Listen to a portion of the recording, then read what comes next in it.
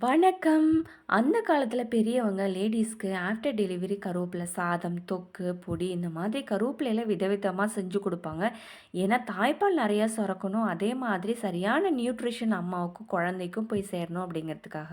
இப்ப கருவேப்பில சாதம் எப்படி பண்ணலாம் அப்படிங்கிறத பார்த்தரலாம். இதுக்கு 1 கப் கருவேப்பில, 1 ஸ்பூன் கடலைப்பருப்பு, 1 ஸ்பூன் உளுத்தப்பருப்பு, ஜீரகம் 1/2 ஸ்பூன், வெந்தயம் 1/4 ஸ்பூன், மிளகு 7, 8, எள்ளு 1/2 ஸ்பூன், மிளகாய் காரத்துக்கு தகுந்தாப்படி கொஞ்சமா புளி, தேவையான அளவு உப்பு, பெருங்காயத்தூள்.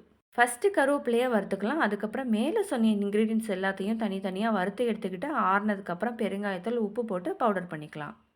அடுத்து ஒரு கடாயில நல்லெண்ணெய் விட்டு கடுகு, உளுத்தப்பருப்பு, வேர்க்கடலை, வரமிளகாய் 1, முந்திரி, சவக்க வறுத்துட்டு, ஸ்டவ்வ சிம்ல வச்சுட்டு ஆற வச்சிருக்க சாதம், துருவி வச்சிருக்க கேரட், பவுடர் பண்ணி வச்சிருக்க கருவேப்பில பொடி, நல்லா மிக்ஸ் பண்ணி விட்டுட்டு தேவையான அளவு உப்பு போட்டு சர்வ் பண்ணிடலாம்.